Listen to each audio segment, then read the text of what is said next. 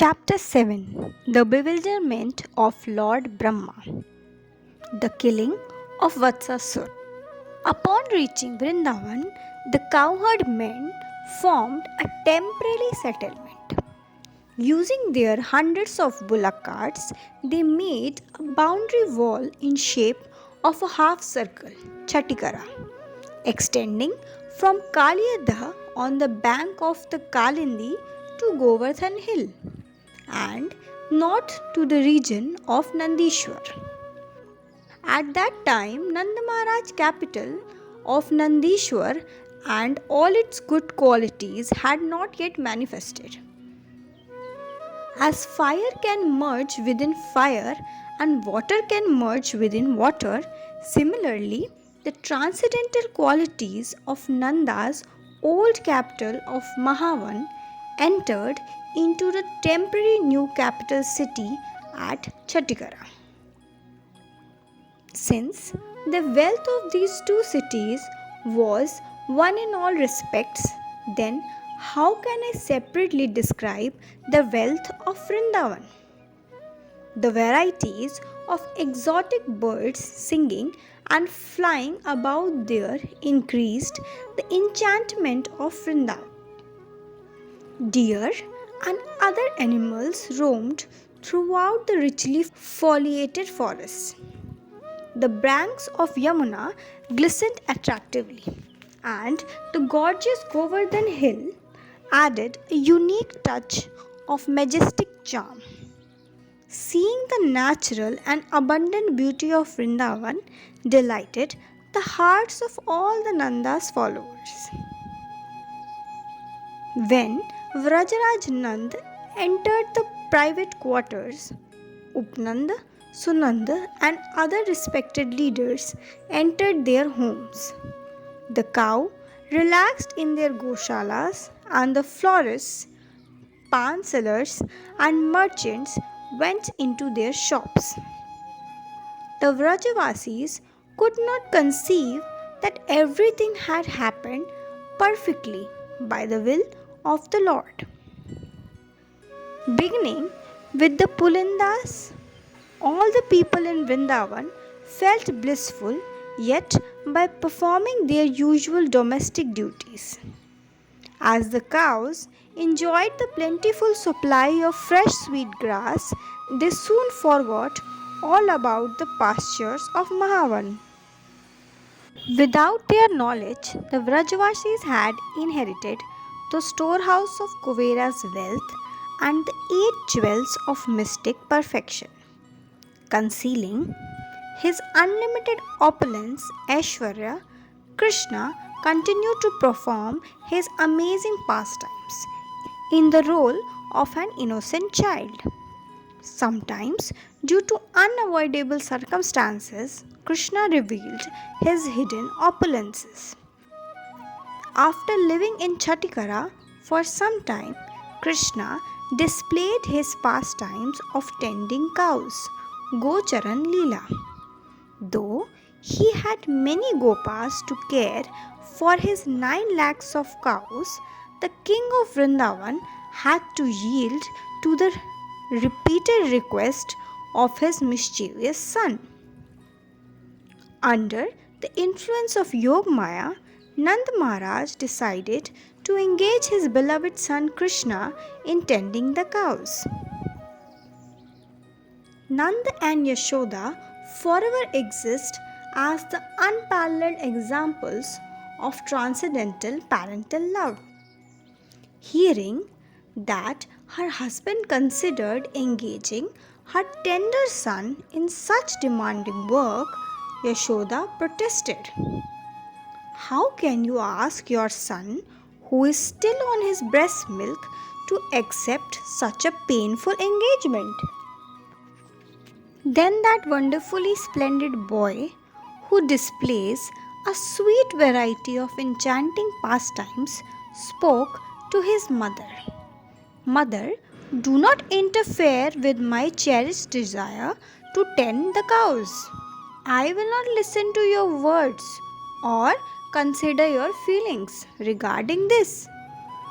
Impatient due to his childish nature, Krishna continued, Mother, please give me permission, my friends, and I will experience great fun tending the cows. Is there anyone in this world who would not enjoy such work? Hearing Krishna's words, Mother Yashoda kept quiet and gave up her attempt to stop him. Vrajraj Nand was surprised by his wife's sudden silence regarding this matter. Then he chose an auspicious day for Krishna to take out the cows. That day, Balaram and all the cowherd boys met in the Goshalas. After selecting some calves for Krishna, Nand Maharaj handed him a red stick for controlling them. Seeing his mother and father following him into the forest, Krishna asked them to return home. He said, We are experienced in tending calves. Do not worry about us. His parents said, All right, but for today, do not wander far with the calves and come home soon. After preventing Nanda and Yashoda from going any further, Krishna, Balram, and other boys showed their expertise in tending the calves. Krishna's ecstasy grew day by day as he joyfully tended the calves. As Krishna wandered about, he covered Vrindavan with the shama blue color of his bodily effulgence, which shone more brilliantly than a cluster of blue lotus flowers. From all directions in the heavens, the demigods watching Krishna's wonderful pastimes with the calves fell unconscious in boundless joy. Both the celestials and the Vrajavasis enjoyed the fun. The astonishing pastimes of Krishna and Balram continually filled their parents with delight. Every day before the sunrise, the kind-hearted Yashoda, who knows all moral laws and can purify everyone in the 3 words, tenderly woke up Krishna. After cleansing his mouth, she rubbed Krishna with fragrant oil, bathed him, anointed his eyes with kajal, smeared his body with sandalwood pulp, dressed him, and decorated him with valuable ornaments. Then she happily fed Krishna many tasty, nourishing foods. Yashoda followed behind Krishna when he went out with the cows. Brimming with parental love, Yashoda said, Krishna, I will go with you as to a particular place and then return home. After a short time, however, Krishna spoke some considered words to prevent Yashoda from going any further. A splendid flower garland swung on Krishna's chest as he walked with his brother and friends. Every day they took the calves to a place full of succulent grass. After tasting the fresh green grass, the calves would jump around in jubilation. Krishna passed his days absorbed in various childhood pastimes with his calves and friends. Every morning, Yashoda prepared delicious foods for Krishna and sent it out to the forest. That food parcel contained enjoyable items that could be licked, chewed, drunk, and sucked. The preparations were also warm and appealing. Upon receiving it, Krishna, Haladhar, and cowherd boys sat down in a circle and ate the food while laughing and joking. After eating, they continued tending the cows. The ankle bells of Krishna filled the forest with captivating sounds, and the touch of his tender lotus feet stimulated the heart of Mother Earth. In the late afternoon, Krishna returned from the pastures with the boys and calves. Yashoda, the wife of Krishna of Vrindavan, eagerly waited to receive her beloved son.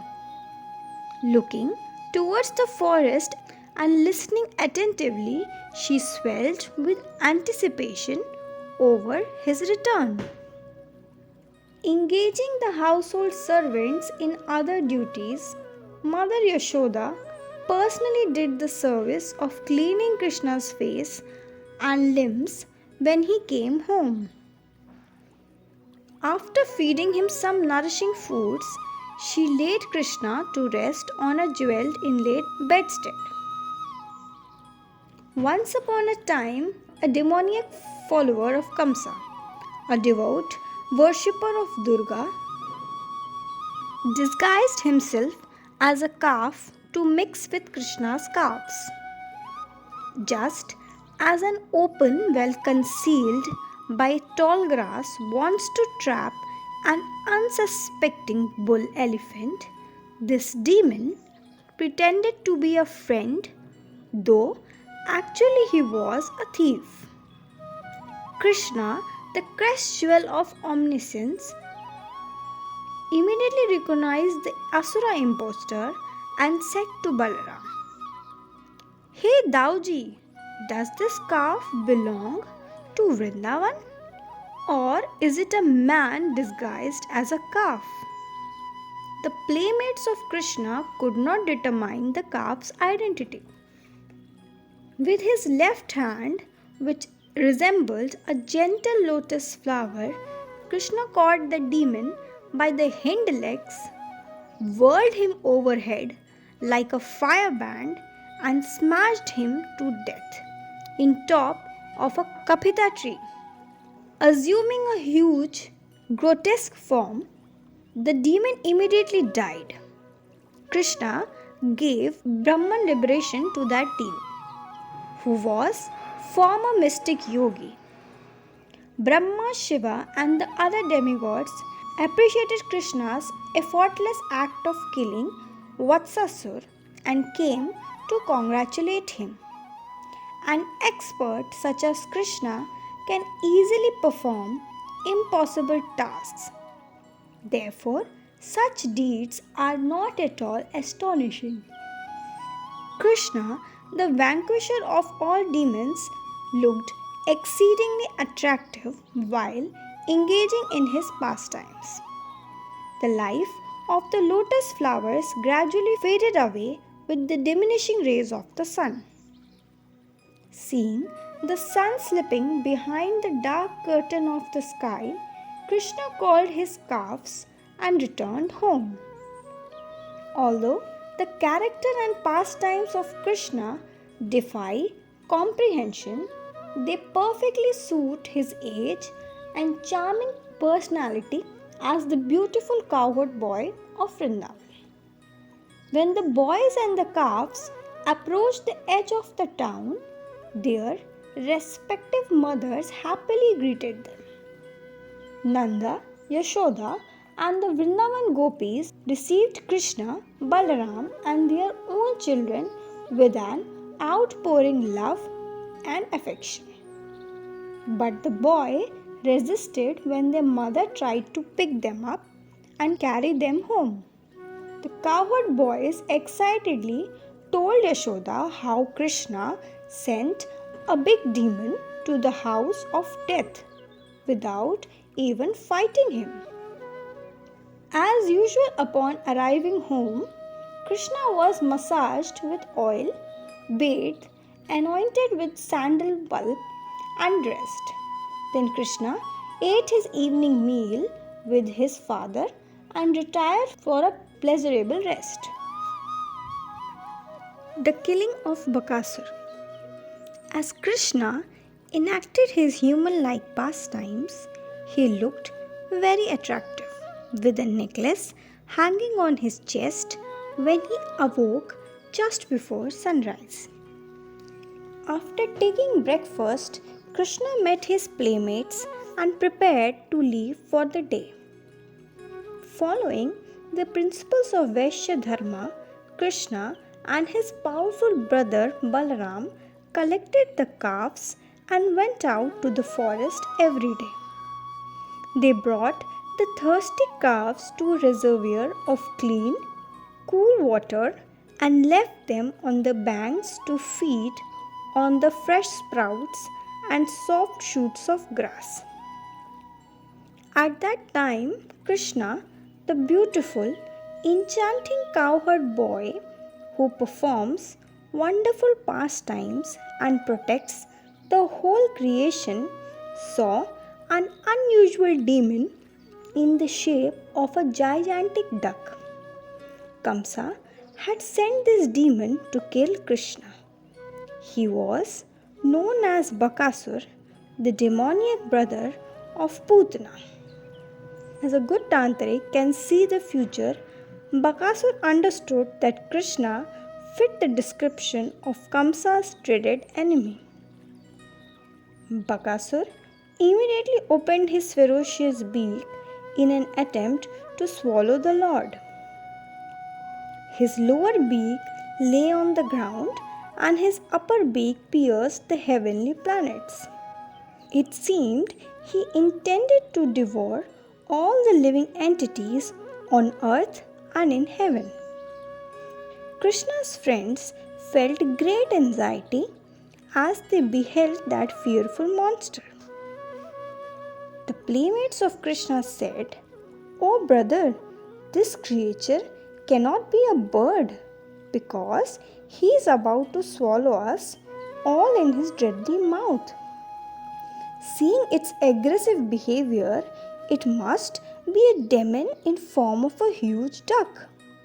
So we should quickly run from here.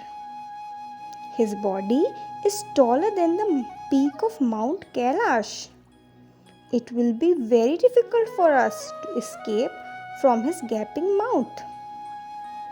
To assure his dearest friends of his protection, Krishna glanced at them with a delicate smile that captivated their minds and satisfied their hearts. Krishna, the undaunted one who awards fearlessness to everyone in creation, smiled at the boys and moved near the demon. In a second, that dreadful duck swallowed Krishna. Seeing this seemingly irreversible calamity, Balram and the boys exclaimed, "Alas, alas, what a disaster!" The demigods, observing from the sky, fell unconscious. As a camel spits out fresh mango leaves immediately after chewing them, or a man experiences a fiery feeling in his sinuses if he takes water up his nose, similarly, the demon felt a burning sensation from swallowing Krishna and tried to spit him out. The demon suffered immense distress as Krishna simultaneously constricted and expanded his throat with a violent force. While rapidly flapping his wings in an attempt to eject Krishna from his throat, the demon felt his life years rushing out of his heart. Krishna escaped from the mouth of the demon just as the moon slips out from the mouth of Rahu, or as the sun escapes from the grips of a dense monsoon cloud. Krishna appeared like a lion cub coming out from the mouth of a mountain cave, or a devotee attaining deliverance from the dark well of material existence. Surprisingly, Krishna's clothes and ornaments had not become the least bit sullied from the passing through the saliva-filled throat of that demon. Looking fresh and beautiful, Krishna whispered some loving words to awaken his friends who had fallen unconscious on the banks of the Yamuna. Renewing his deadly attack, Bakasur tried to pinch Krishna in his beaks. Krishna grabbed the demon's beak and split them in half just as easily as a child splits a blade of grass. Rivers of blood flowed in all directions. The two pieces of his dead body looked like twin mountain peaks lying on the ground. The denizens of the higher planets happily showered flowers from the Nandakanan upon Bakari, Krishna. Celebrating the victory, the Gandharva and Kinnara women danced and cried in jubilation. Their teardrops, which washed away their kajal and fell through the sky, appeared like celestial honeybees dancing amidst the flowers falling from the heaven. Dundubi drums resounded everywhere, proclaiming the triumph. Astonished by his wonderful pastime of Krishna, Vaivatsvat Manu and many other sages offered prayers. Witnessing this transcendental feat, Krishna's playmate emerged in divine joy. The boys felt that they had regained their lives upon seeing Krishna, the Lord of their hearts, walking confidently like a royal blue elephant. Being late afternoon, the cowherd boys collected their calves and returned to Vrindavan along with their charming friend. The soft, artistically shaped palms of Krishna's beautiful hands resembled kadamba flowers. The cowherd boys raced to their home to tell their parents all about Krishna's remarkable pastimes. Though tired and breathing heavily, they tried their best to explain Krishna's exploits. Due to exhaustion, their voices choked up. But their mispronounced words sounded very sweet and satisfying to their parents. The pleasure of hearing about Krishna's killing Bakasur quickly removed everyone's anxiety. The young Gopas said, "Mother, listen to the amazing adventure we had today. You will be surprised to hear how Krishna showed his incredible strength. With our own eyes, we saw him easily vanquish a formidable demon. Driven by false ego, Bakasur tried to kill us. His extremely sharp beak felt as hot as fire. But just using his bare hands, which are softer and cooler than the lotus flower, Krishna broke that demon's beak as easily as a child splits a blade of virana grass. By killing that demon, Krishna finished all his devious act." The sweet talks of the cowherd boys filled their mother's ears with nectar. At first, Mother Yashoda felt afraid upon hearing that demon tried to swallow the boys. As she heard more about her son's expertise in killing that awesome demon, Yashoda and other mothers felt slightly relieved and smiled mildly. Yashoda thought to herself, "Alas, even though I left Mahavan to escape the harassment of demons, they are still attacking my son. My son is very bold and restless. But what can I do? And where can I go?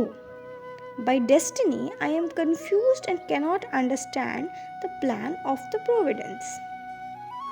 After bathing and feeding Krishna his evening meal, Yashoda, the abode of maternal affection, said, "From now on, just stay home. Please do not go out to the forest. We have so many men to do this work, so now you can stop tending the calves." You need not take so much trouble for this. Krishna replied, But mother, actually all these stories about my heroic exploits are just lies. Do not worry about these things. Overflowing with love, Yashoda laid Krishna down to rest on a valuable bedstead. Krishna's eternal form is that of a 15-year-old youth. However, his Kumar and Pogand Leelas, childhood and boyhood pastimes, also eternally remain within his body. According to his sweet will, Krishna manifests one particular pastime, form, or another.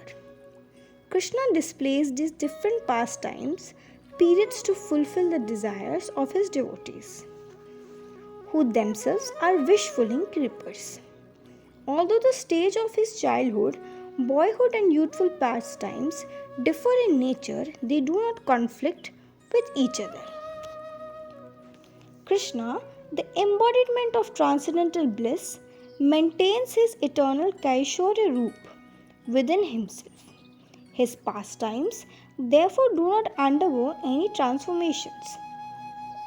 In order to nourish his Balya Leela, childhood pastimes, Krishna conceals his six opulences and his form of eternal youth by his own sweet will. This is the explanation of Krishna's pastimes. Though Krishna showed his manifold opulences when he killed Putana, Trinavat, and other demons, he quickly hid these powers in order to preserve the sweet mellow of Vatsalya Ras. Therefore, the influence of Krishna's divine majestic powers remain in the background so that he can relish the sweet flavor of his Vrindavan pastimes with his intimate loving servants. Within Krishna's transcendental body of eternity, knowledge, and bliss, the various mellows of parental affection, friendship, and paramount love reach perfection. Why does Krishna perform these pastimes? To favor his devotees who are fixed in the moods of Vatsalya, Sakhya, and Madhurya Bhavas. Krishna allows himself to come completely under their control. The various pastime periods of Krishna are eternal and beyond judgment and argumentation. At this time, Krishna accepted the flute as his dearest musical instrument. He astonished the people of Vrindavan with the incredible artistry and expertise of his flute playing. Commenting on this, the Vrajavasi's housewife said, "O dear Krishna, your lips that previously tasted only your mother's breast milk now relish the soft notes of your flute. Which guru has taught you to play so sweetly? O darling Krishna, if you play your melodious flute again, I will adorn your face with tilak." In response, Krishna played exquisitely on his flute to please the hearts of all. Krishna's magnificent dark body glistens like a tamal tree. With his bright yellow dhoti, he looks like a wild elephant cub covered with saffron. A garland of fragrant wild flowers swing over Krishna's ankles while he roams and sports from the forest to forest just like baby elephant. Every day Brahma, Shiva, Indra and other demigods descend to Vrindavan to have darshan of Shri Krishna. One day before sunrise, Krishna asked Yashoda, "You are the queen of all the people. O auspicious one, today I want to take my meal in the forest. So please do not turn down my request." Nandarani shook her head from side to side while saying, "No, no, no." Though not wanting to oppose his mother, Krishna, who removes all misfortune, took a vow to fulfill his cherished desire and said, Mother, if you don't allow me to go, then in the name of God, I will go anyway. Balram, who is always happy to serve his brother, blew loudly on his buffalo horn and readied the cows for the journey. Hearing Balram's buffalo horn, the cowherd boys left their homes and rushed to meet Krishna. Then Krishna, the supreme controller of the three worlds, asked Yashoda, Please make us happy by giving us a variety of foodstuffs. Yielding to her son's request, Yashoda prepared many kinds of fresh items for the boys' forest picnic. She made superbly thick yogurt that appeared like a vast ocean of cream and heaps of soft, delicate butter that looked like slices of the moon. The rabdi appeared like foam on an ocean of sheer. The chunks of cheese challenged piles of snow. Even the eyes of the demigods bulged joyfully upon seeing the khoya. The attractive cakes looked like the orb of the full moon. The pieces of sugar candy looked as beautiful as heaps of hailstones. Very pure, fragrant, and pleasing yogurt appeared there. The many types of flat rice mixed with milk and aromatic camphor bathed the tongue in nectar and satisfied the mind. The rich, creamy sweet rice defeated the nectar of condensed moonshine. The meal also included fragrant lemon and mango pickles, papadam, namkeen, guja, and other types of savories. The unlimited quantity of foodstuffs, completed with Yashoda's boundless motherly affection, the four types of eatable, which includes items to chew, lick, suck, and drink, were expressions of Yashoda's love and devotion. No one had ever seen such a wide variety of appetizing foods. Being unfamiliar with the unique preparations, which were very rare and not available in the marketplace, no one could properly count them.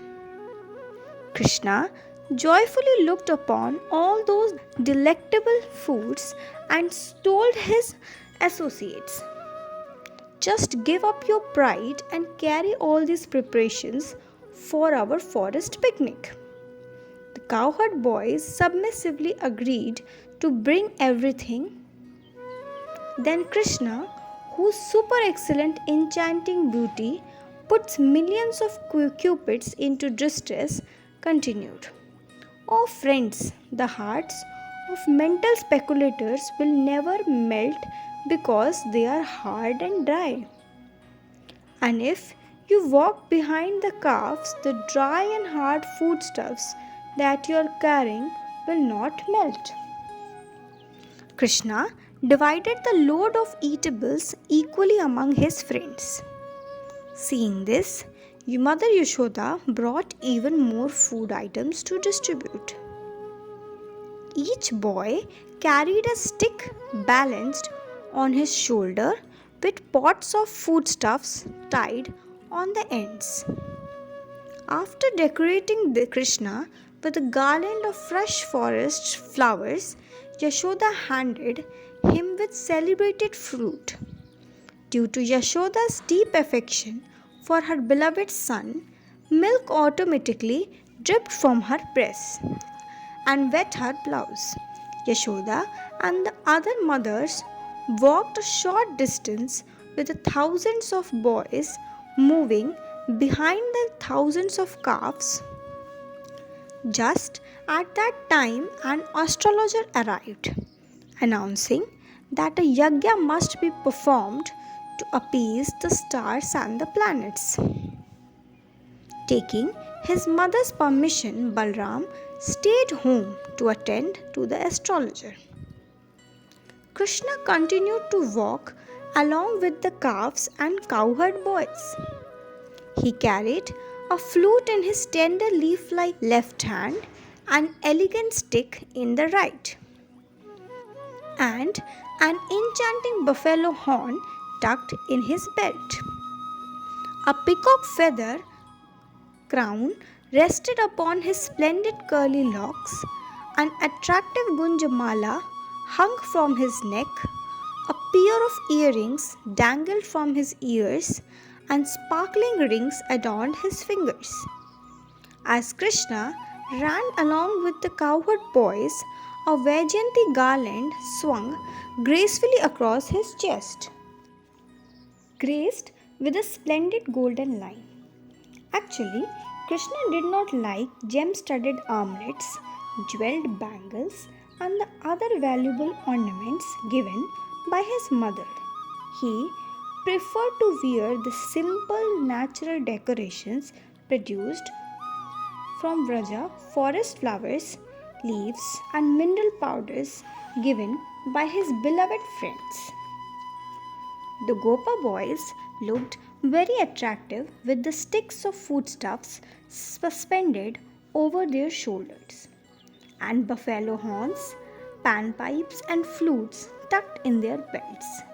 They wore gunja berry ear ornaments and peacock feather in their top knots. Wrapped in yellow cloth, their thin waist looked very pleasant and handsome. They wore armlets, bangles, earrings, necklace, waist belt, ankle belts, and jewel tights with black strings looking like clippers. Krishna absorbed himself in sporting with his friends and calves. For a long time, Mother Yashoda curiously watched the boys play and wandered behind the calves. Driving the calves forward, Krishna walked behind. As peacock danced jubilantly upon seeing monsoon clouds and lake-bound lotuses open to drink the sun rays, Mahadev, Brahma, Indra, and other self-satisfied demigods hid behind the clouds to view the breathtaking pastimes of Krishna. Lord Brahma was especially enthusiastic to witness the festival of Krishna taking out the calves. Whenever Krishna sped ahead to a distant place, the cowherd boys scurried behind shouting excitedly, "I will touch him first!" "Oh no, you won't! I will touch him first!" Upon reaching Krishna, they impelled him to choose the winner. The cheeks and lips of Lord bathed in the nectar of his broad smile as he responded to his friends. "It does not matter who got here first, because somehow you have come here and met me." While rambling through the forest, one boy stole another boy's lunch package and passed it to the third. And when the boy discovered his lunch bag stolen, he tried to retrieve it. But the thief would throw it to another. After stealing someone's lunch bag, they quickly took some food from it and replaced it with their own. The boy who lost his food smiled upon getting it back. Some boys snatched each other's horns, flutes, herding sticks. One boy stole second boy's gunjamala, and then third boy would steal the mala from the second, and then the fourth boy took from the third. Finally, after a short time and few scuffles, all the boys recovered their personal belongings. In this way, Krishna's friends enjoyed the festival of stealing. While the calves grazed in distant places to relish fresh green grasses, the Gopas leaned their poles against the trees and rested in the shade with Krishna. Then For the pleasure of Krishna, they invented various games. Seeing an intoxicated peacock dancing nearby, the boys mimicked its jerky neck movements. Contracting their bodies in funny poses, they attempted to imitate the ducks sitting in the marsh. Some boys played with frogs, and when the frogs jumped in the water, the boys immediately dove in after them. When birds flew overhead, the boys ran after their shadows on the ground trying to follow their exact courses. They scared the monkeys by exactly imitating their facial expressions and pulling their tails. When the monkey climbed the trees, the boys followed and jumped with them. Some boys sang and danced with exaggerated steps while other boys laughed at their antics. One boy pretended to be an emperor and others adopted the roles of his subordinate kings and ministers. Cowherd boy constable caught a boy disguised as a thief, while others angrily chided him. One posed as a judge and sentenced that thief. Two boys, acting like lamb, charged and butted heads while an audience of boys cheered the contest. One boy roared like a tiger to frighten the innocent cowherd boy lambs. Sneaking from behind, one boy covered the eyes of a friend with his palm and said, "Guess who?" As lion cubs frolic in the forest and as intoxicated baby elephants play with their parents, the cowherd boys of Raja, the personified forms of bliss, joyfully sported with Supreme Lord, appearing amongst them as a simple village boy. Krishna, who killed demon while tending the calves, ways restless, looked like a dark cloud floating across a moonlit sky as he moved behind the cows. In this way, Krishna and the cowherd boys spent their time absorbed in play and merriment. The killing of Aghasur. The cowherd boys joked with one another. "Oh brothers, let us see who can run the fastest, Krishna or us?" Krishna kept the lead as they raced a short distance. They stopped abruptly, however, upon noticing a peculiar sight. It was a demon, the younger brother of Putana and Bakasur, whom Krishna had recently vanquished. Burning with anger and lamentation, the demon had come to Vrindavan to avenge the loss of his relatives. The nasty, vicious demon assumed the form of a gigantic, envious python with a huge mouth extending from the surface of the earth to the heavenly planet. At every moment, his hideous body continued to expand. His vast, gaping mouth seemed to swallow the whole creation along with all its moving and non moving living entities. Brahma and all the demigods shook in fright at this embodiment of sin, Agha, who had appropriately named Aghasur. Awestruck and bewildered by what they saw, the cowherd boys said, "Oh, look, what is this strange mountain cave? Just examine closely and try to figure it out. Who on earth will not be curious upon seeing this unusual cave? From long neglect, the cave looks like the deep mouth of a huge snake. The twin mountain peaks appear like two rows of teeth. The two vines dangling in the breeze by the opening of that cave seemed to be the frightening forked tongue of a snake. The red oxide dust blowing out of the mouth of the cave, indicating a mine of minerals, seemed like his fiery, poisonous breath mixed with reddish golden sparks. Just smelling that smoke, which appears to be the snake's breath, gives one a severe headache. The vines and creepers surrounding the cave, which look like hands waving us into it, appear like the ugly veins and arteries around the snake's gaping mouth. The two dazzling ruby boulders resting above the mountain cave appear like the beautiful eyes of the snake, waiting to mesmerize anyone who glances at them. The strong wind coming from the cave, which shakes the trees in the forest, resemble the exhalation of a big serpent. The smoky glow of the mountain seems like the discoloration of the snake's body caused by his poison-filled breath.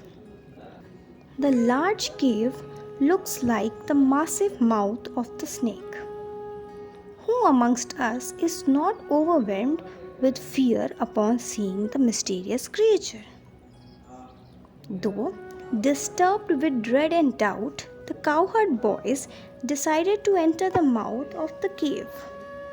One boy said, "Oh brother, if it is a demon, Krishna will easily kill him and protect us." All the Gopas had firm faith in Krishna. Gazing at the beautiful smiling face of Krishna, they laughed and clapped their hands while walking towards the python. Seeing that they intended to enter that snake demon, Krishna, the prince of Vrindavan, tried to stop his friends by shouting in a sweet voice that spread throughout the creation, "Hey boys, stop! Do not go inside. It is not a mountain cave. It is a snake." But it was too late. They did not hear Krishna's words of warning because they had already fallen unconscious from inhaling the poisonous vapors within the viper's throat. Feeling like he had lost some precious jewels, Krishna cried piteously. He only thought how to kill the demon and save his devotees. Then Krishna, fully confident in his unlimited abilities, nonchalantly walked into the demon's mouth. Seeing this, the demigods wailed in anguish, "Alas, alas!" But Kamsa and other demoniac friends of Aghasur rejoiced by cheering, "Ha, ha, ha!" Upon hearing the distress cryings of the demigods, Krishna, the master of all mystic yogis, decided to finish the asura. The heart of the snake shook in fear of his imminent destruction. Although adept in mystic illusions, the demon's vast intelligence had now become bewildered by his false ego. He tried desperately to close his mouth, but he could not. Because of Krishna's superior mystic power, the snake lost all the control over his movements and just sat with the mouth struck open. The snake felt Krishna to be a hot fiery spark burning his throat. A second later, Krishna expanded himself within the throat of a snake until the demon's body exploded like overripe green melons. Krishna's transcendental body contains unlimited opulences of beauty and perfect action. His elegance rivals the rising moon, and his compassion excels the comfort of soothing moonshine. After killing the ugly demon, Krishna revived his friends with a pleasant stream of nectar emanating from his beautiful transcendental form. Then he came out of the demon's mouth with the cowherd boys and calves. As Krishna left the mouth of the demon, he appeared like the sun rising from behind a mountain. Wearing an attractive forest garland hanging into his knees, Krishna looked as gorgeous as a fresh blue rain cloud. At that time, everyone saw the spirit soul of the demon, more brilliant than the hundreds of suns and moons, merge in the body of Krishna. Who can describe the merciful nature of the Lord? First, the demon let Krishna enter his belly, and then Krishna allowed him to merge within his body. Appreciating the wonderful glories of Lord, Brahma, Shiva, and other demigods offered prayers which sanctified the word as they echoed through the universe. Various drums such as bheris and dundubis and other instruments reverberated in all directions. The wives of the Gandharvas and Vidyadharas sang joyously in high-pitched voices. As the wives of the Siddhas beat mridangas, Urvashis and other heavenly nymphs danced ecstatically. The best of the Kinnaras sang sweet melodies. Becoming deaf to all other vibrations, the celestial denizens submerged in the sound waves of that ocean of jubilation. Intoxicated with bliss, they showered flowers from Nandakanan on Krishna. What more can be said? The beat of Shiva's Damru drum predominated everywhere. In great euphoria, Lord Shiva danced so wildly that he cracked the pot-like covering of the universe. As he danced, the crescent moon on his head poured a stream of nectar. When that nectar touched the skull on Shiva's necklace, the skull assumed bodies and danced joyfully with great skill. Astonished by this scene, the demigods exploded with uproarious laughter. The cowherd boys appeared like they just left the jaws of death. They felt completely relieved and happy to see the tender lotus face of the peaceful prince of Raja, which looked more attractive than the rising sun. The transcendental deeds of the Lord completely eclipsed the glories of the sun. One after another, the boys embraced Krishna while talking excitedly. One boy said, "Oh Krishna, while we played, that terrible demon devoured us and knocked us with a burning poison. How did you bring us back to life?" Krishna replied, "I am the perfect antidote to neutralize poison and also kill the poison giver. If a man smells this medicine, he will become joyful and relish it like the taste of honey. Even dead will come back to life and enjoy sweet rasa if they smell this medicine." Krishna's witty remarks increased the cowherd boys' loving friendship for him. Then the cowherd boys, the Lord's eternal associates, enthusiastically embraced each other. Swelling with pride for his beloved friend, one boy said, "I told you before that Krishna would finish this demon, just as he had previously killed Bakasur." Brahma bewildered. After saving the boys and calves from the mouth of Agasur, death personified, Krishna, who is full of transcendental qualities, ordered his fortunate companions to gather the calves that had strayed away like meandering deer and follow him back to Vrindavan. Krishna displayed intense love and affection towards his friends by tending calves and playing with them. To bestow his mercy upon the world, Krishna performed many captivating pastimes in the mood of an ordinary boy. The cowherd boys carried bundles of delicious food items which their mother had prepared in the morning, tied on the sticks that rested on their shoulders. On the way home, Krishna noticed an ideal spot for a forest picnic just beside the Yamuna. "Look, my friends," said Krishna, "the birds are not just flying here.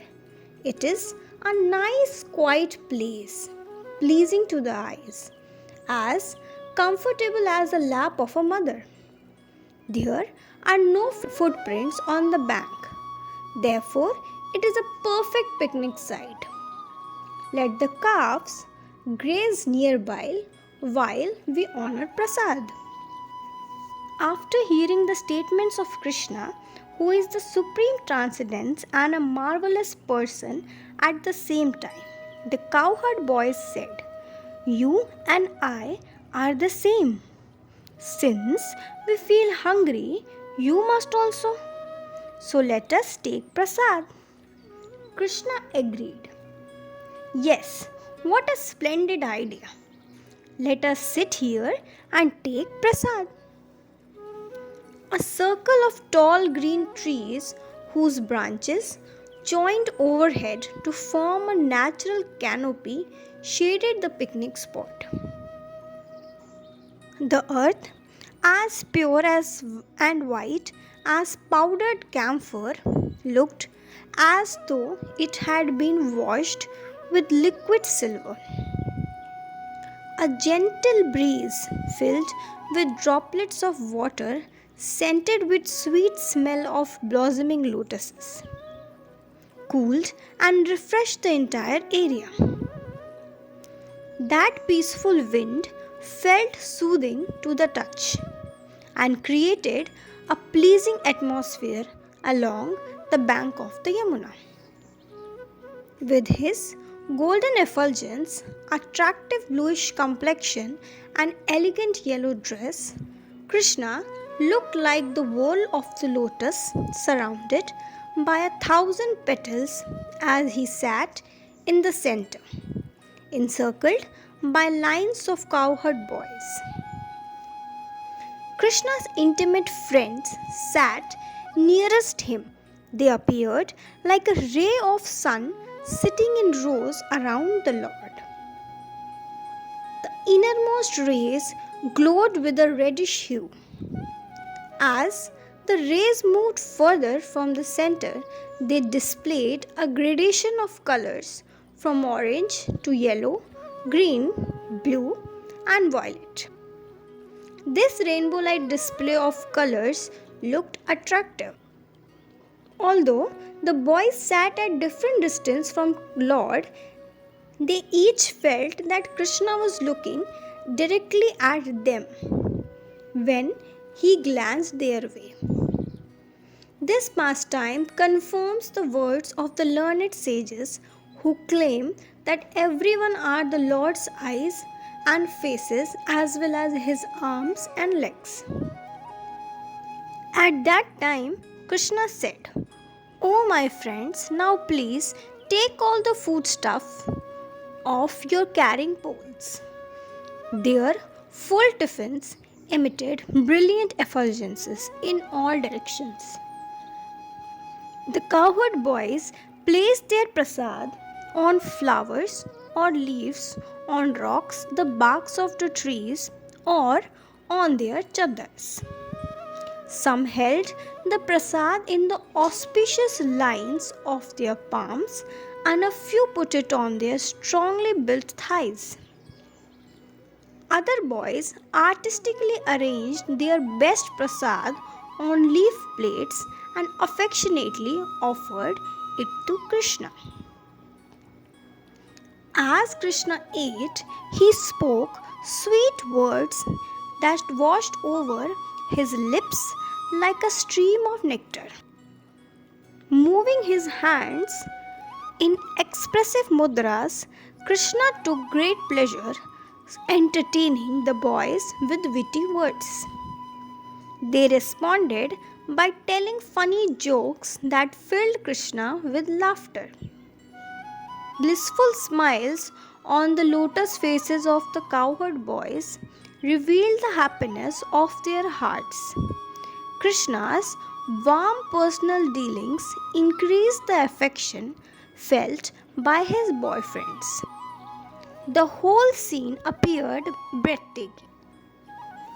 With the flute tucked tightly in his waist on the right side, and a buffalo horn and a cow driving stick tucked on his left side.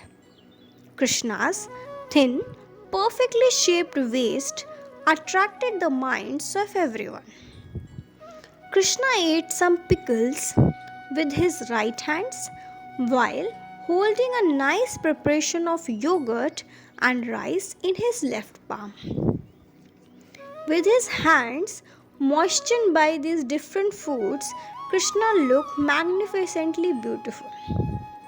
Brahma, Shiva, Indra, and other denizens of heaven marveled at the extraordinary sight of Krishna eating with his friends in the forest. Due to his false ego, Brahma thought himself the supreme creator. But witnessing the awesome power of Krishna in killing Aghasur astounded him. He thought Krishna is the supreme controller of everything. Nevertheless, let me test his actual position. As one becomes a laughing stock by trying to measure the ocean with a yardstick, or measuring the sky with a handspan. Similarly, Brahma became a laughing stock by his foolish attempt to fathom the unlimited transcendental power of Krishna by purloining his calves. Although similarities exist between Krishna and Brahma, or between a glowworm and the sun, the differences are vast. Both Brahma and Krishna have illusory energy, but Krishna alone enchants Brahma and the entire creation. The Gopas forgot all about the calves as they happily took prasad with Krishna. It appeared as if Gopa's lips bathed in the radiance of their teeth as they joked and laughed. During this time, Brahma stealthily stole their calves. After some time, when the cowherd boys looked for the calves, they could not find them. Feeling sad and helpless, they appealed to Krishna, who is greater than Lord Shiva. Oh beloved friend, we cannot find any of our calves. It seems they have wandered far away, being greedy to eat fresh grass. Let us enter the forest and search for them. While listening, Krishna's face looked more charming than a splendid full moon. Smiling compassionately, Krishna spoke to mitigate their fear. My dear friends, do not stop eating. Just stay here. I shall personally find the calves and bring them to you. Krishna put down his food and went to collect the calves. He looked very attractive, walking along with his flute, stick, and buffalo horn tucked in his dhoti. The wonderful effulgence of his body illuminated the entire forest. Although the area abounded with fresh grass, Krishna did find hoof prints or any other sign of the calves even after searching in all directions. Much to his surprise, when Krishna returned to the banks of the Yamuna, he could not find any of his cowherd boyfriends. Though temporarily exhibiting a touch of bewilderment, Krishna displayed his omniscience by concluding that Brahma, the supreme creator of the material world, had succumbed to his illusory potency and stolen both the calves and his boyfriends. The all knowing Lord then employed his spiritual energy to expand himself into the exact forms of each one of the missing calves and boys. Krishna miraculously appeared with all of their attributes, including their individual moods, mannerisms, dress, ornaments, and carrying sticks. Then, playing his sweet flute, Krishna gladly proceeded home to Vrindavan. The Supreme Lord directly creates everything in the universe. He is the only cause and effect of all actions in this world.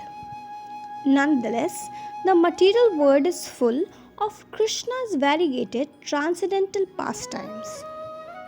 Because the Supreme Lord is unique, wonderful, inconceivable, the universe displays the same qualities. As usual, the cowherd boys, now expansions of Krishna, danced gleefully to the captivating sound of Krishna's flute. Their frolicking steps enriched Mother Earth with the quality of bliss. Whistling on their panpipes, they called their beloved calves and returned to Vrindavan.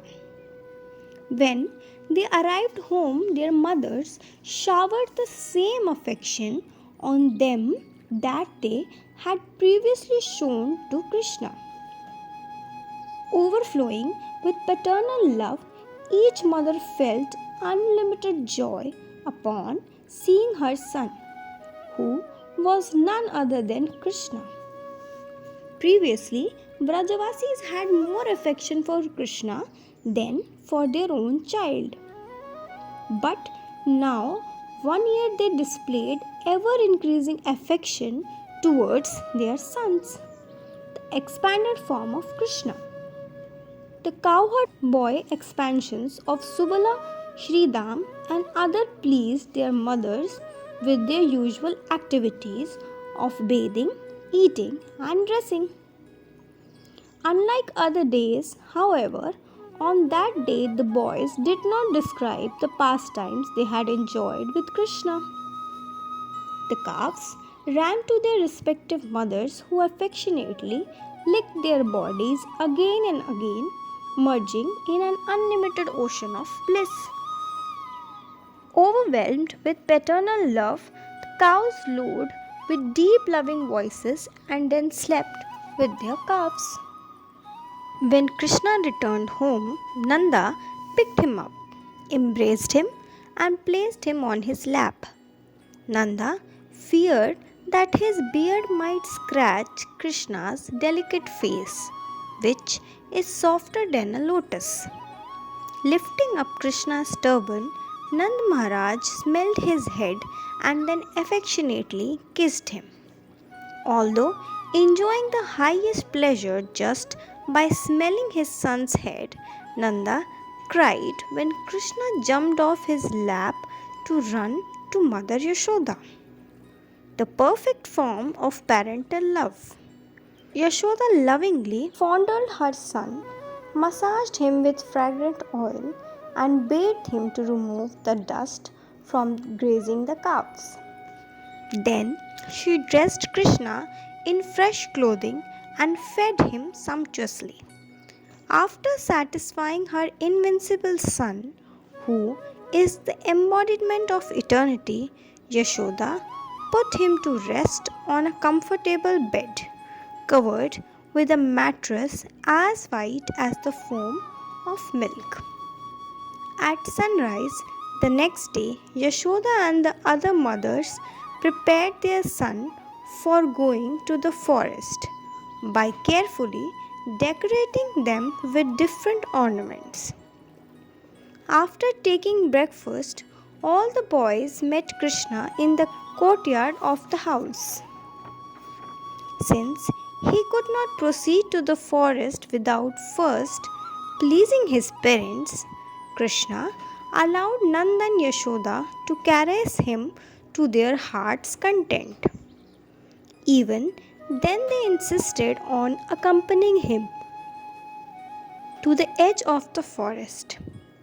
Collecting all his intimate friends and their calves, his own expansions, Krishna walked towards the forest. Krishna took the cowherd boys and the calves to pasture near Govardhan Hill. When the cows that were already gazing on Govardhan Hill saw Krishna, they ran down the hill so fast that they appeared to be flying. Leaving their own calves and newborns behind, the cows displayed intense parental love towards Krishna and the calves accompanying him. In reality, Krishna had expanded as all these calves. Though trying, the cowherd men could not stop the cows with their sticks. Impelled by strong motherly affection, the cows moved lovingly while smelling and licking their calves.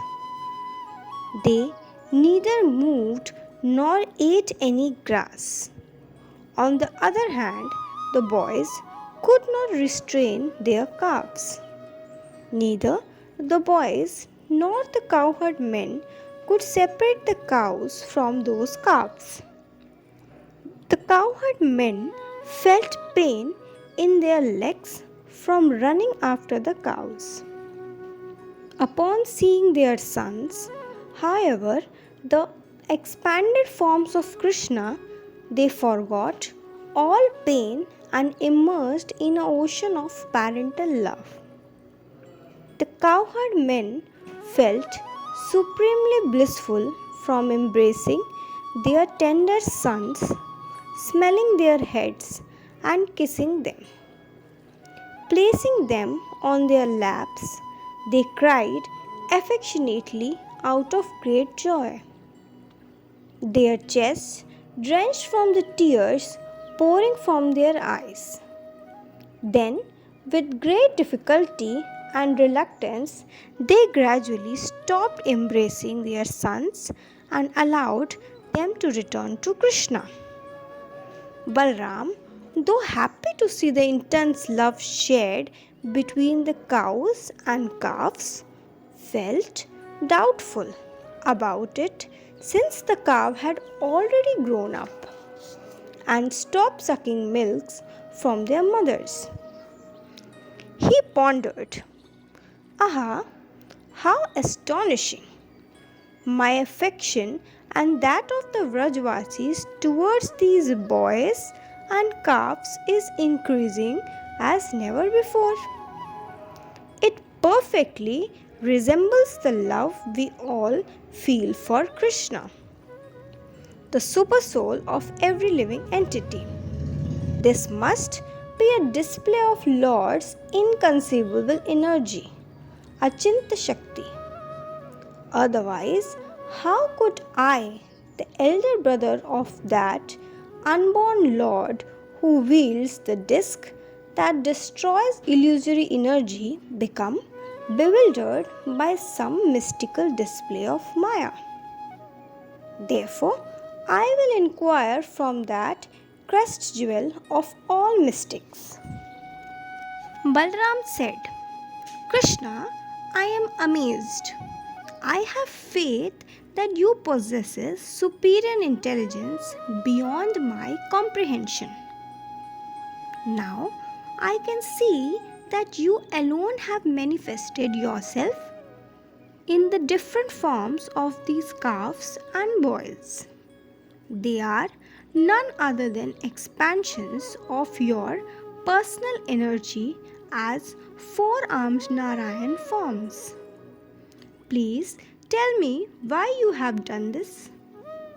Honoring Balaram's request, Yashodanandan satisfied him by describing the pastime from beginning to end. No one can count the unlimited waves of Krishna's blissful pastimes. After waiting a moment, Brahma returned to Vrindavan. He was totally astonished to see Krishna playing with the boys and calves, just as before, even though a complete year had passed by earthly calculation. Greatly bewildered, Brahma thought, are these the same calves I stole? Or have some other calves appeared in their place? Actually, it appears the calves that I stole are illusory and these are the real calves. Brahma's pride being crushed, he chastised himself for attempting to show off his paltry power before the unlimited potency of Lord Krishna, who mystifies the whole universe. Rather than bewildering the Lord, Brahma perplexed himself with his mystic force. This offensive act filled Lord Brahma with great remorse. As Brahma gazed at the boys, he saw them as four-handed Vishnu forms, fully decorated with priceless ornaments and holding the four symbols of the Lord: conch, lotus, club, and disc. These forms embodied unlimited bliss and knowledge, and their combined effulgences surpassed the light of millions of suns and moons. Their bodily hairs stood erect in ecstasy, and the perspiration coming from their bodies resembled the globe-like universes rising from the pores of Lord Vishnu.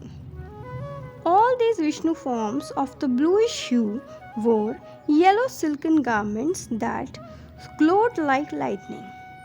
They were bedecked with jeweled earrings, crowns, necklaces, armlets, and glittering golden bangles that jingled sweetly. Swarms of buzzing bees hovered over the fresh, tender tulsi garlands that hung to their thighs. The tiny tinkling bell suspended from their golden bells emitted delicate enticing sounds. Then Balram saw that space, time factor, the three modes of material nature, the five elements, the season, the eight mystic perfections, the nine planets, the 10 directions, the presiding deities of the senses, the 14 manus, and all the other aspects of material creation had been subjugated by the potency of the Lord. They had taken personal forms to worship the Lord, those Vishnu forms whose transcendental bodies shone with beauty and opulence, blessed everyone with their compassionate sidelong glances. One can perceive this truth only by the mercy of the Lord. Understanding Brahma's bewilderment, Krishna at once removed the curtain of his Yogamaya. Then Brahma realized that Vasudev is everything, and he immediately saw Vasudev, the absolute truth, standing before him in Vrindavan as Krishna, with a stick, flute, and buffalo horn tucked in a sash around his waist, and a lump of rice and yogurt in his hand. The absolute truth. Sri Krishna was searching everywhere for the calves and his cowherd friends. The transcendental form of Krishna acts as a rasayan to all his friends. After seeing this, Brahma hastily got down from his swan carrier and fell down before the Lord like a golden stick. He touched the lotus feet of Krishna with the tips of his 4 crowns, which appeared like the 4 golden peaks of Mount Sumeru. The effulgence of the costly jewels on these crowns seemed to be running out to touch the lotus feet of the Lord. The unlimited radiance of Krishna's storings, however, neutralized that effulgence. Merely by the touch of Krishna's splendid toenails, the effulgence of Brahma attained perfection. Offering his obeisances, Brahma bathed the feet of Krishna with his tears of joy. Krishna responded by exhibiting an extremely grave mood. As the puppet master of the entire pastime, Krishna moved everyone and everything according to his own desire. He enacted the drama to show the whole universe a wonderful display of his transcendental energy.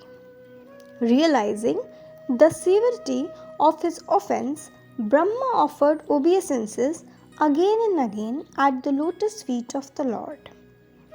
Then Brahma, his head bent low and his body trembling, very humbly glorified Krishna with flattering words.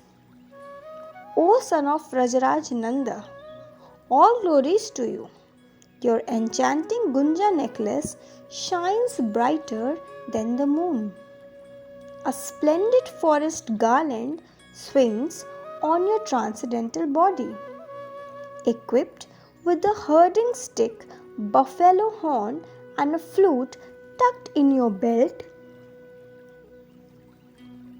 you stand beautifully with a morsel of food in your hands. I glorify your wonderful transcendental body that is the source of consciousness. O Lord, you have displayed a unique manifestation of thousands of boys and calves just to bestow mercy upon me.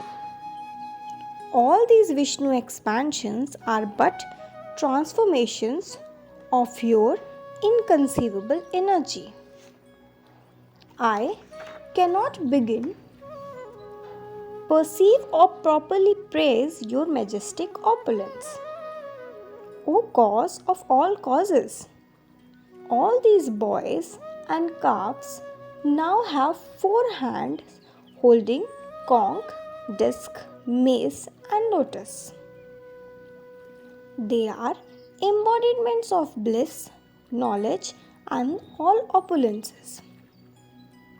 O unconquerable one, although you stand before me in your beautiful 2-armed form as a cowherd boy, your transcendental nature remains unchanged by this transformation.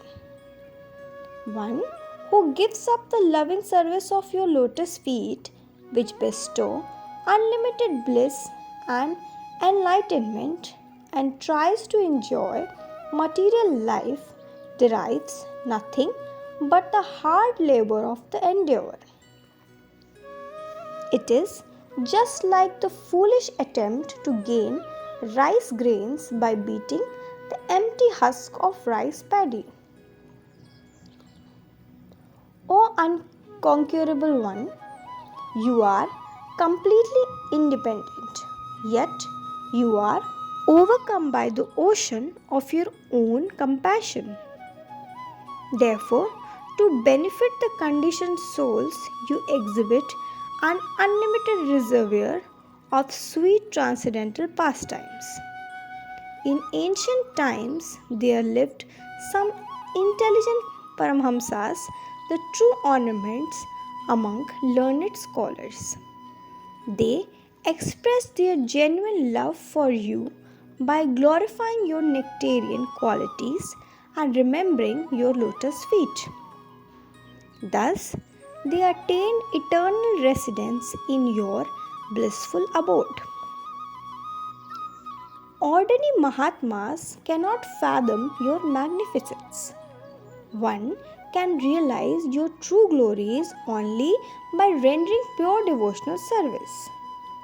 But one cannot understand you just by cultivating scriptural knowledge. O Supreme Controller, you are an ocean of transcendental qualities. You have descended on earth to benefit everyone. If one could possibly count all the atoms in the earth, the stars in the sky, or the particles of the snow, still he could not even know a single quality of yours. One who earnestly waits for you to bestow your causeless mercy upon him while patiently suffering the reactions of his past karma and always serving you with his body, mind, and heart will definitely inherit your inexhaustible abode. My disrespectful dealing towards you and your friends are reprehensible. You are the supreme controller and the foremost of all mystics. My Lord, just see my impudence. To test your power, I tried to extend my illusory potency to cover you.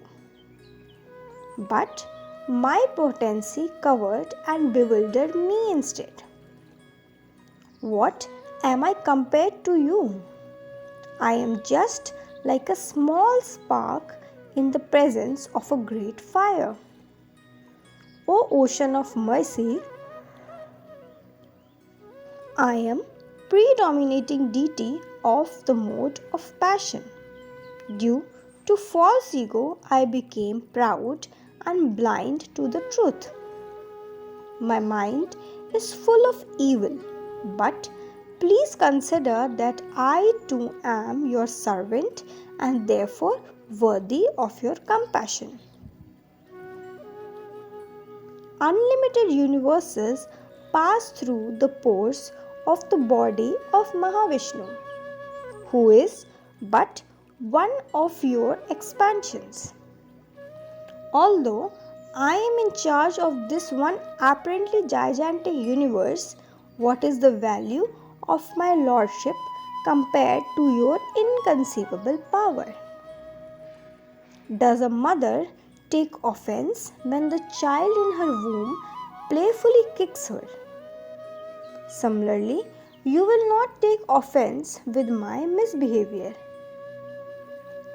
Since everything that exists is within you. O Supreme Controller, when you lie on the causal ocean, a lotus flower grows from your navel, and I take birth from that lotus flower. Therefore, you are my father. Even if a son is disobedient and misbehaves, still the benevolent father never shuns him. O Lord, you are the super soul of all embodied beings. Taking the name Narayan, you are the resting place of all living entities. You embody unlimited patience and remain undisturbed in all situations. O Lord, not by the force of law, but by your will, you lie in the water. You are free from all contaminations and the shelter of all truths. Why did you suddenly reveal yourself when I could not see you clearly within my heart? O Lord, if your body belongs to the material creation, then how would the whole universe fit within your belly? Externally, this material world seems to be false, but it appears very real when it is within your belly. Since Your body is made completely of consciousness. How could you be touched by matter? O ocean of mercy, though considered illusory, the material world is also actually real but temporary. You have created it as a reflection of the spiritual world, which is real and eternally existent. No one can understand the mysterious actions of your spiritual energy. As direct expansions of you, all the calves and cowherd boys manifest eternal forms of bliss and knowledge. Even though these particular cowherd boys never existed before, it does not mean that they are illusory. If one accepts them as material, then he cannot comprehend their transcendental origin.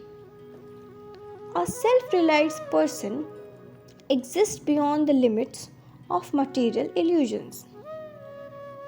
Oh, today I have seen a display of your inconceivable potencies and matchless opulences. As a supreme mystic, you enchant everybody in the three words. You are the embodiment of bliss and knowledge. And your various forms are also made of eternity, bliss, and knowledge. Your appearance in the material world cannot be compared with the birth of an ordinary living entities. Your transcendental birth distinguishes you from any ordinary mystic yogi. You stood alone in the beginning of this pastime. Then, by your own potency, you expanded into the forms of your many calves and boyfriends. These forms were all four-handed and transcendental. Despite this mystical display of your unlimited opulences, you remained the same. Such are your playful transcendental pastimes.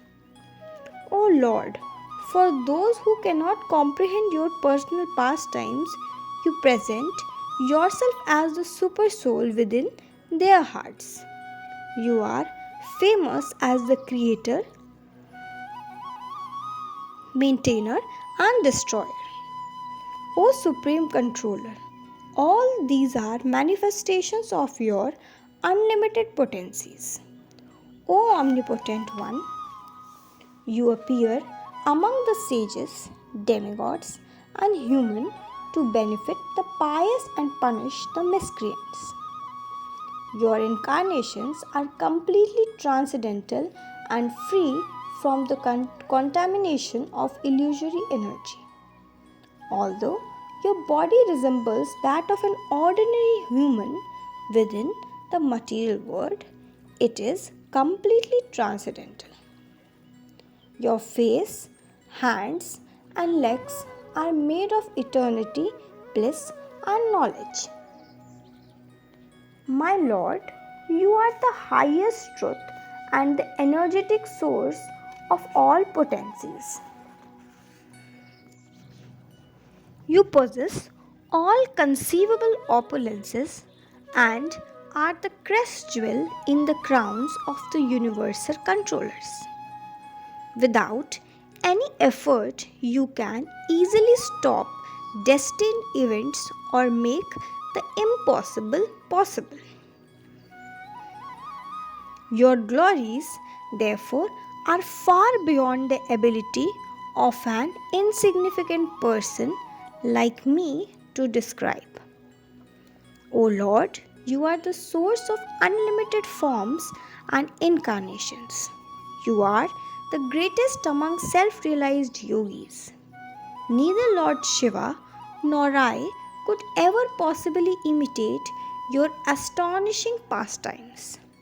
There is no one in this universe that can understand even a fraction of your unique transcendental nature. O Supreme Controller, this temporary illusory universe differs from Vaikuntha, your spiritual realm, because it gives distress to everyone without exception. Since you are the personification of eternity, bliss, and knowledge, whenever you appear in this world, you manifest the joy of Vaikuntha. You are one without a second, the epitome of pleasure and the embodiment of spiritual knowledge. You perfectly enact blissful, playful pastimes. You are an ocean of unlimited compassion for conditioned souls. If one is favored by even a sidelong glance of your mercy, he can understand the greatness of your personality. O Lord, your effulgent transcendental body is full of spiritual bliss and free from all material contamination. Who can match your boundless qualities? As an intoxicated bee becomes absorbed in drinking the nectar of a flower, similarly, the mind of a person who has received the mercy of Sadguru becomes absorbed in tasting the nectar of your service. Indeed, such a wise and fortunate person is very rare in this world.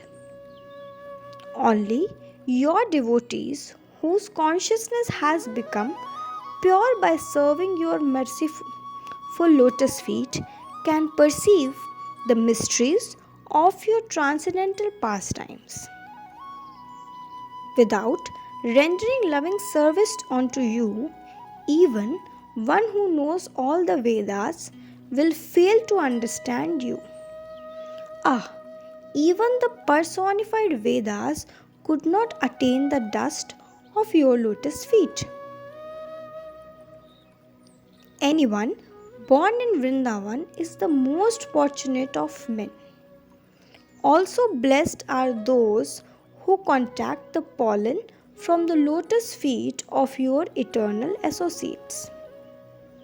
After all, your family, beloved friends, character, opulence, and the holy dham of Vrindavan are nothing but expansions of your very self.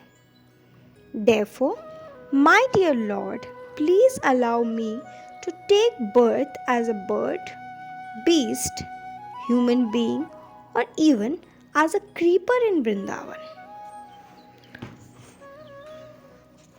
I desire such a position because you derive great pleasure from the service rendered by all these creatures, such as cows, bulls, birds, and parrots.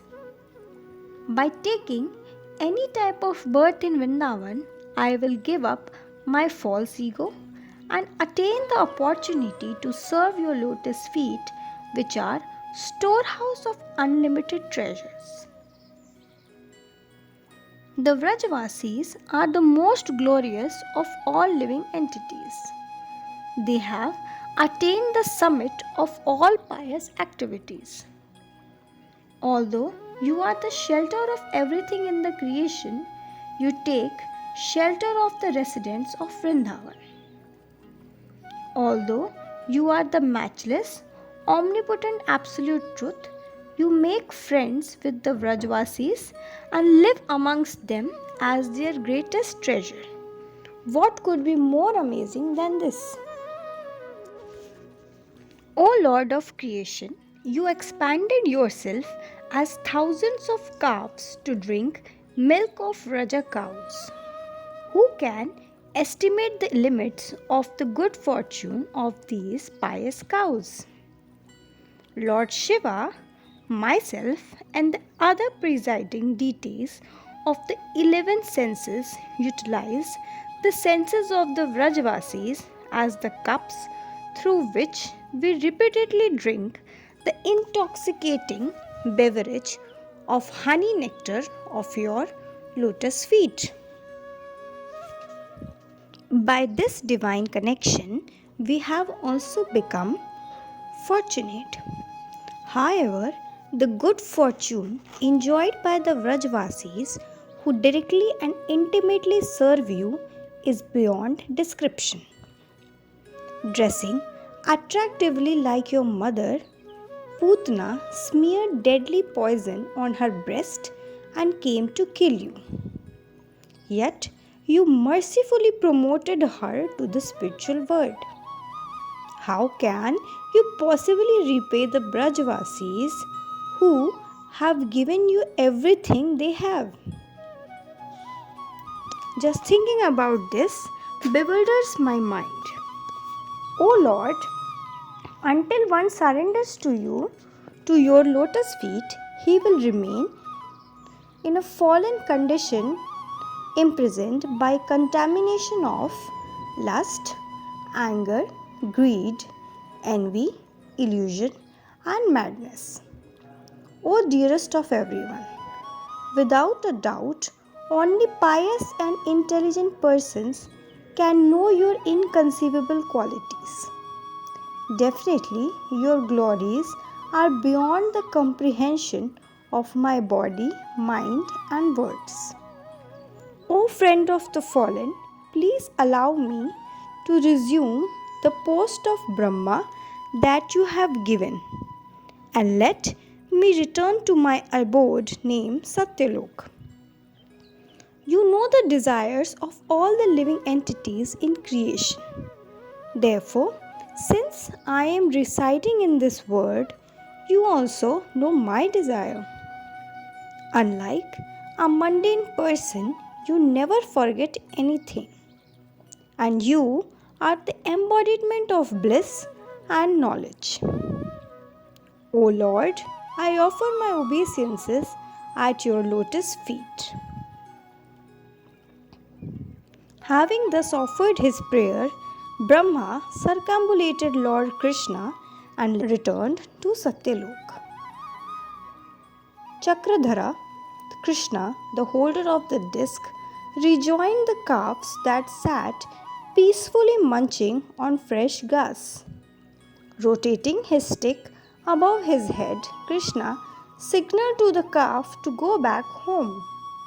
The calves ran so quickly that the half-eaten grass fell out of their mouths onto the ground. After bewildering Lord Brahma, the Supreme Brahman, in form of a human being, took the calves which were sitting where they were a year earlier and brought them to the river bank, where he had previously enjoyed a picnic with his boyfriends. Yogis who perceive these pastimes laugh in transcendental bliss. As soon as the cowherd boys saw Krishna, the peerless jewel, they no longer felt the distress of separation in their minds. Although the boys had passed an entire year apart from Lord of their lives, due to the covering of Krishna's illusory potency, they felt the year to be a half a moment. The cowherd boys said to Krishna, "O brother, you have quickly returned after defeating the soldiers of the enemy. We have not eaten even one morsel of food in your absence." Illuminated by their bright smiles, faces of the boys looked very sweet and beautiful. Then the cowherd boys surrounded their beloved friend Krishna, the remover of all fear. Cowherd boys continued, "Please take your meal without distraction." The loving friendship they shared with Krishna freed the boys from all types of agony and distress. Seeing their happy faces, Krishna felt unlimited joy within his heart. After relishing this wonderful exchange of transcendental love, Krishna decided to conclude the joyful picnic and return home. Krishna tried to cheer up the boys in order to alleviate the fatigue they felt in their arms and legs from playing so many games. To get relief from the scorching sunshine, Krishna and his friends put on refreshing flower garlands and laid down under the shade of a big tree. Using the thigh of one boy for a pillow, Krishna rested briefly. Above their heads, the sun rushed across the courtyard of the sky to enter his house and meet his loving wife the western direction. To reduce the fiery pain of separation he felt from his wife during the day, the sun radiated blistering heat waves on the people of earth. Seeing the sun disappearing with his wife, the lotus flowers lost their luster and felt unhappy. As the rays of setting sun reflected across the ocean of the sky, Krishna decided to bring the calves back home to Vrindavan. When the cowherd boys blew on their flutes and buffalo horns to call the calves, the vibration echoed in all directions. Feeling empty and unhappy, the cowherd boys reluctantly left the forest to return home when they saw rain clouds racing across the evening sky. Taking pleasure in associating with Lord of their hearts, the boys gathered all the calves and quickly walked home. Noticing the remains of the huge body of a dead serpent, Aghasur, the cowherd boys thought of using it as a cave for future pastimes. Soon they reached the edge of the village. Eager to drink their mother's milk, the calves extended their front legs and tried to run quickly. But since their affectionate Lord Krishna moved behind them, their rear legs refused to cooperate with the front ones, and they could not run very fast. As Krishna approached Vrindavan, a flow of nectar poured from his lotus lips as he played sweetly on his flute. The ears of the Vrajvasis bathed in spiritual bliss by drinking that ambrosia. They felt the ultimate joy in seeing his lovely form. Beholding the beauty of Krishna brought life back to their bodies and had died in separation. Due to intense affection, the hearts of Nanda and Yashoda melted in ecstasy. Allured by the sweet sound of Krishna's flute, they hurried to town gate to greet him.